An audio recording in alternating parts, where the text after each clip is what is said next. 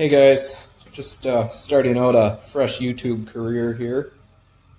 Figured I'd start with a review of a $200 plasma cutter I got on Amazon. Had it for about 9 months now. I've made approximately 150 to 200 feet of cuts on it. I bought it just to use it on the farm here. So nothing spectacular, not by any means a professional. Before this, I only ever used a plasma cutter in high school shop class, so thought I'd give it a go and see what happens. So this is the Supercut 50 9-month review. I paid about $215 shipped. Came in about 10 days. Right now they're going for $198 plus shipping. Comes with a 1-year warranty.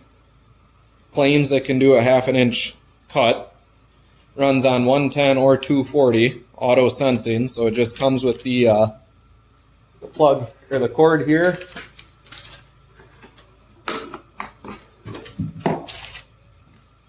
Comes with the cord here, and you got to put your own plug end on it.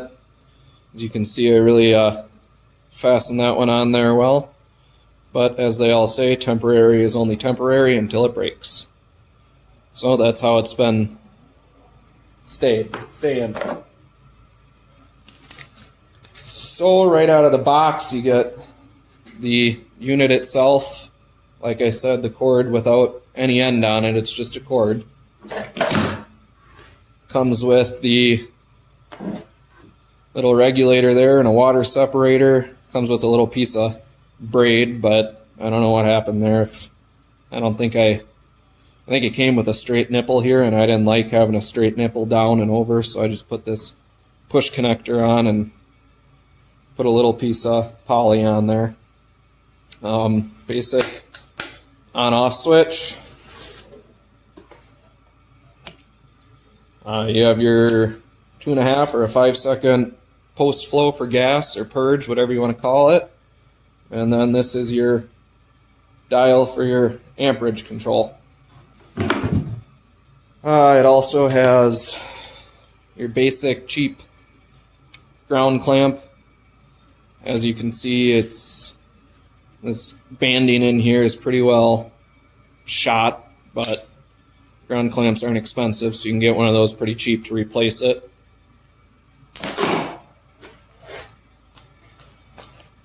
This is your torch. Definitely feels cheap. You get a lot of finger fatigue if you're doing a reasonably length cut, trying to hold this button down. A lot better if you had the trigger, but it's a $200 plasma cutter. Does come sheathed, but as you can see, the sheath is not too sturdy to anything hot, so bear that in mind when you're cutting. Pay attention what's below you. Came with a couple consumables. I ended up ordering a River Weld 100-piece consumable kit for $25. I just keep them all in my peanut jar.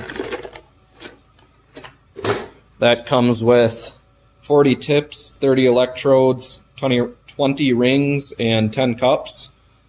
And then it also came with this handy dandy little mask thing, I guess. I never tried it, never used it. I just threw it on the shelf because I thought it was funny. What I use is a Shade 5 pair of sunglasses here. They're for oxyacetylene. They work pretty well. If you look right at the arc, it gets a little bit bright, but as long as your torch is covering the arc, they work pretty good, and I don't have any issues. Can't see very well, but other than that, I'm good. So then a little bit of information about it. It claims it has a pilot arc. It does not have pilot arc. It has a high frequency start. The torch is an LG40, 11.5 foot cord, 12 feet right to the tip of your torch. The ground is about 7.5 feet, 8 feet right to your clamp. Like I said, it's pretty cheap. The strapping here, not ideal, but it's got a pretty reasonable amount of, I don't know, springiness to it. The power cord, about 5 feet. Claims that it's draws 24 amps. I don't know how much truth there is to that. I don't feel like unwiring it took my amp clamp in there either, so.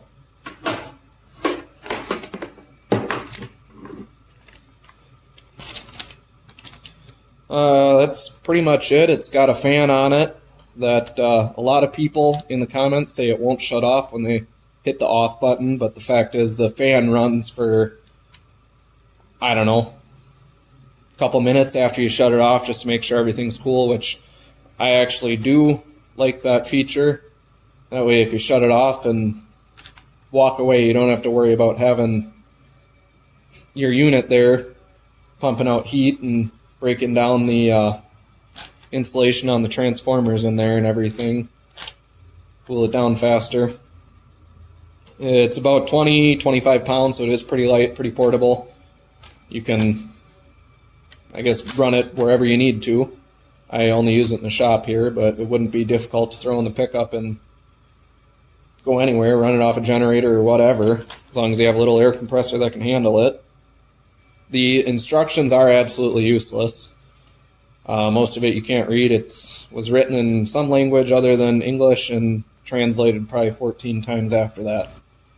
So, those are useless, but it's pretty self-explanatory. If you've ever ran a plasma cutter before, you'll figure it out. Kind of hard to screw up. As far as air requirements, I'm not 100% sure, but I run it on our 4-horse, 60-gallon air compressor, and I've never ran out of air. It keeps up perfectly fine. Don't have any issues.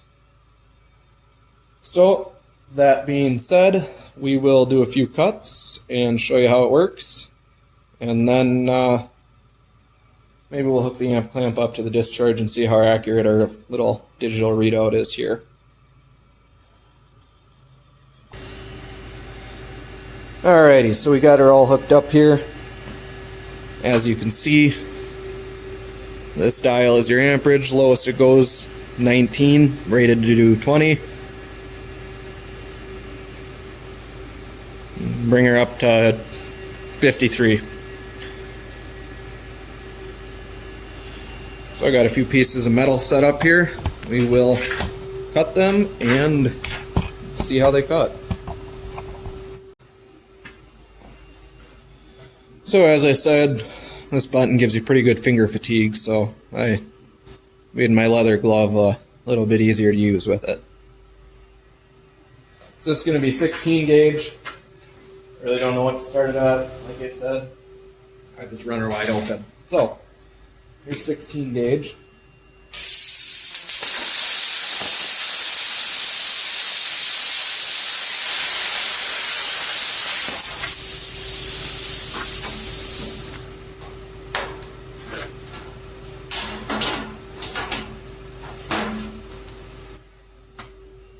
Pretty good clean cut.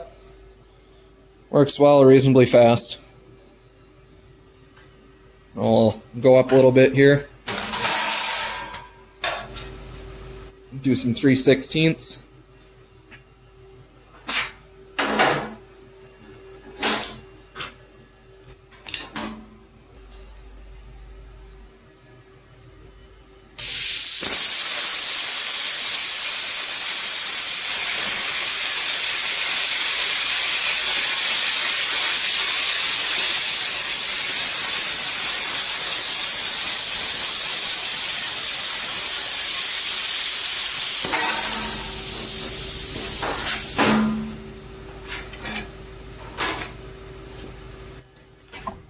.3/16 works pretty good. Probably be a little bit better if I had a steadier hand, but like I said, all I need it for is the farm, so not a terrible amount of slag. Again, if I were a little bit better at what I do, then that cut would look a lot better.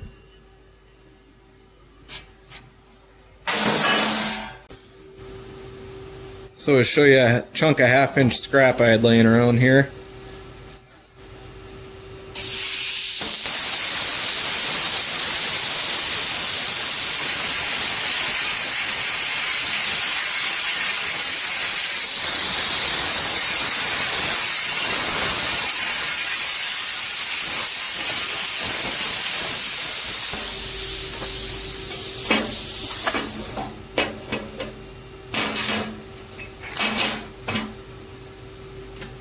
Again, reasonably clean. A little bit of slag on the bottom there, but you can knock that off pretty easy with a hammer.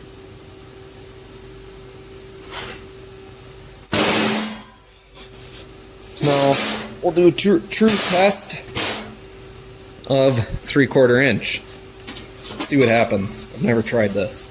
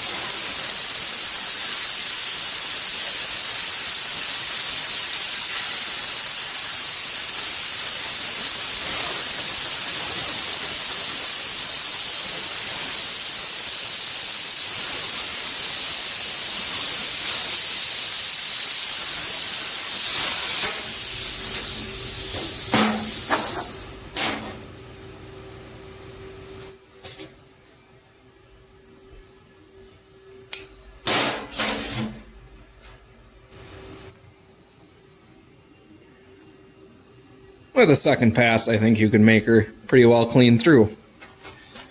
But as it claims, it's only good to 1/2 inch, so it's only rated for 1/2 inch, so I would call that good enough for me.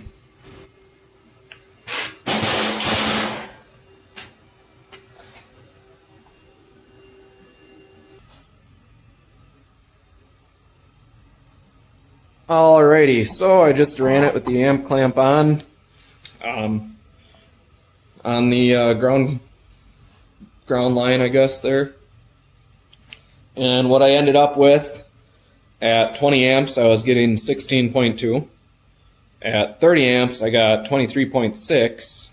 At 40 amps, I got 30. And at 50 amp readout, or 53, whatever the highest it went said, I ended up with 39.2. So, not 100% what they claim, but as you guys saw, it will cut 1/2 inch, and with a couple passes, it'll cut 3/4 even. Not the prettiest, but it will do it. So, it's good enough for the farm. It's good enough for me, and I would definitely recommend buying it for $200. Like I said, it's about I think it's $198 right now plus shipping, and then get a $25 consumable kit, and you'll be well on your way to taking care of any metal cutting that you need. So that's my review of the $200 Amazon 50 amp plasma cutter. Thanks, guys.